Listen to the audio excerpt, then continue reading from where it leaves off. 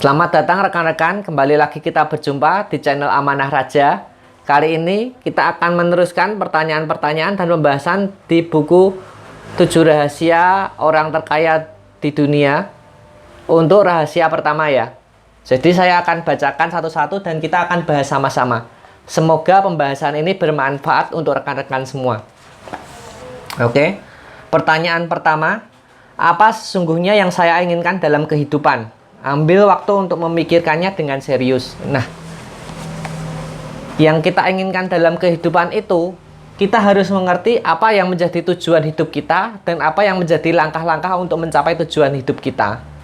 Kebanyakan orang, mereka tuh tertukar antara tujuan hidup dan langkah-langkahnya, sehingga hidup mereka menjadi carut-marut. Manusia memiliki 7 jenis harta. Harta fisik, harta rohani, harta intelektual, harta jiwani, harta relasi, harta keluarga, dan harta benda.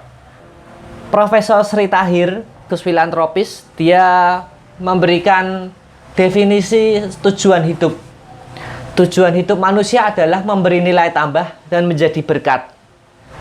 Nah, dari tujuan hidup ini, maka kita mengembangkan 7 harta kita ini untuk mencapai tujuan hidup. Pengembangan harta-harta ini adalah langkahnya. Sedangkan tujuan hidupnya adalah memberi nilai tambah dan menjadi berkat bagi orang lain. Nomor 2, apa prioritas-prioritas dalam kehidupan saya? Apa yang paling penting untuk saya? Nah, setelah kita bisa menentukan tujuan hidup kita, maka kita bisa menentukan apa sih yang menjadi prioritas dalam hidup kita. Jika kita tertukar antara tujuan dan langkah-langkah, maka kita akan carut-marut dalam kehidupan. Contoh, tujuan kita bukan supaya fisik kita bagus. Tujuan kita bukan supaya kita menjadi orang paling rohani. Tujuan hidup kita bukan menjadi orang paling pintar.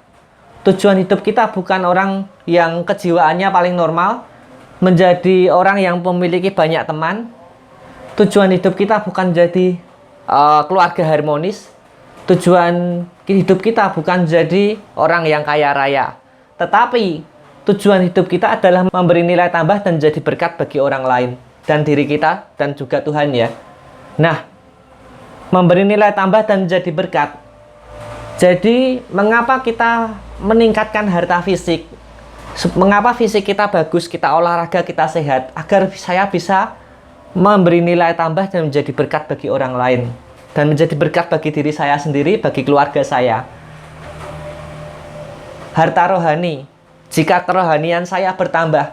Mengapa kerohanian saya bertambah? Agar saya bisa memberi nilai tambah dan menjadi berkat. Menjadi berkat bagi Tuhan, bagi sesama, bagi diri saya sendiri. Harta intelektual. Mengapa saya belajar? Saya belajar supaya apa? Saya bisa menjadi berkat. Supaya saya bisa memberi nilai tambah untuk dunia ini. Harta jiwani. Mengapa jiwa saya stabil, jiwa saya tenang, damai? Karena untuk menjadi berkat dan memberi nilai tambah. Menjadi berkat bagi orang lain dan memberi nilai tambah bagi dunia ini. Harta relasi, harta atau hubungan juga sama. Jadi mengapa saya menjadi baik dengan orang, baik dengan sesama, memperhatikan sesama saya. Karena apa? Karena saya mau menjadi berkat bagi mereka, memberi nilai tambah. Lalu harta keluarga juga sama dan harta benda. Mengapa saya kaya raya? Saya kaya raya agar saya bisa memberi nilai tambah bagi dunia ini dan menjadi berkat bagi diri saya sendiri, bagi sesama saya dan juga bagi Tuhan. Seperti itu. Jadi setelah kita mengerti tujuan hidup, maka kita mengerti prioritas-prioritas yang kita jalankan. Dari prioritas-prioritas ini, kita bisa mengerti mana yang utama, mana tujuan-tujuannya yang kita hendak capai dahulu, apa yang perlu dikejar, apa yang perlu didahulukan. Pertanyaan ketiga, seberapa baik situasi keuangan saya untuk menyesuaikan prioritas-prioritas ini? Jujurlah dengan diri sendiri meskipun kenyataan sangat menyakitkan.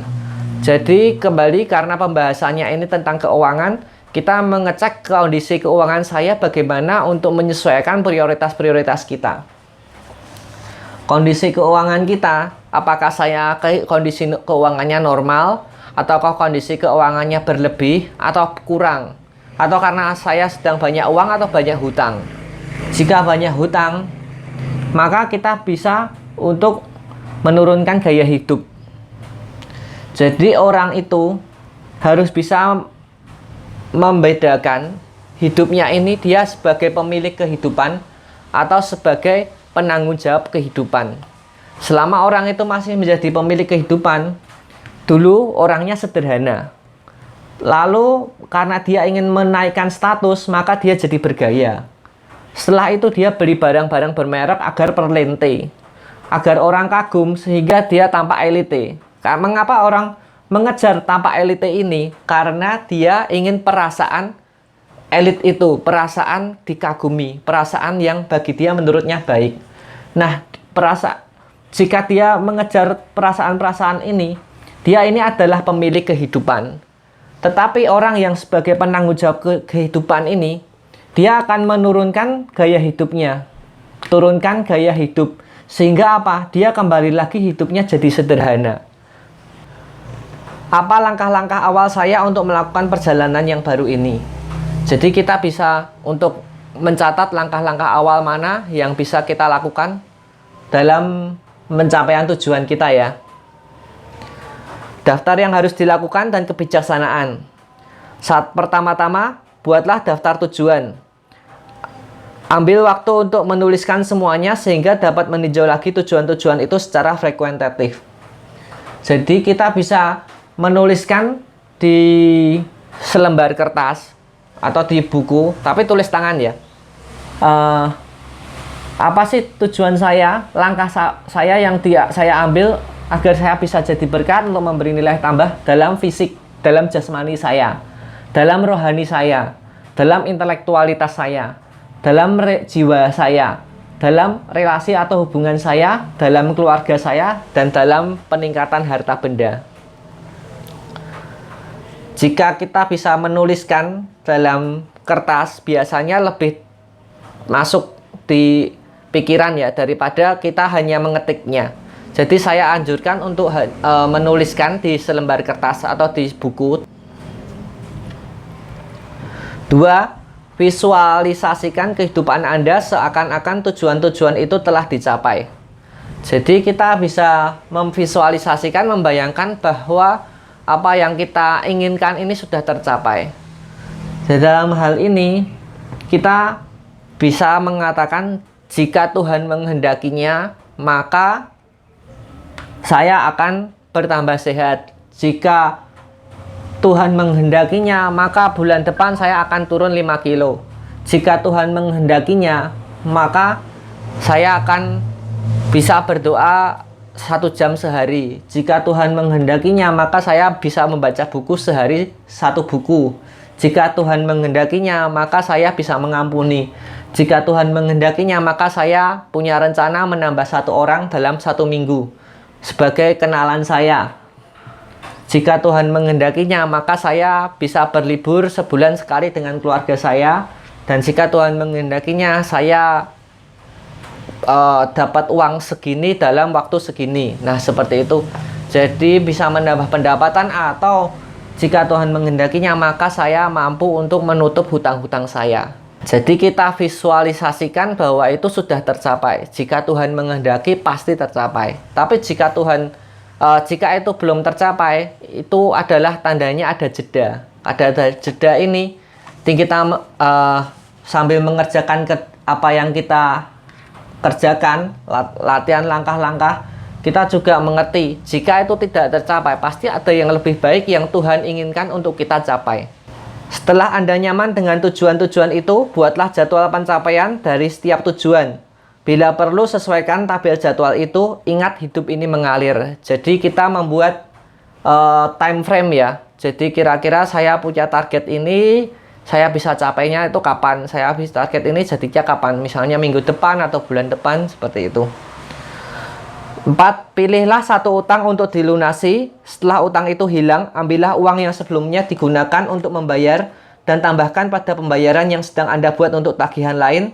Bila tagihan lain itu telah hilang, ambillah kombinasi kedua pembayaran tadi dan tambahkan pada pembayaran yang digunakan untuk membayar hutang yang lain.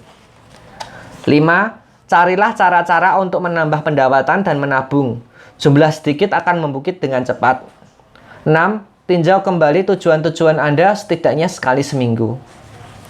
Oke, kira-kira seperti itu sudah jelas ya. Saya tidak perlu membahasnya lagi. Demikian dari saya. Semoga bermanfaat, dan jika bermanfaat, sudilah kiranya rekan-rekan untuk like dan subscribe channel saya ini. Terima kasih.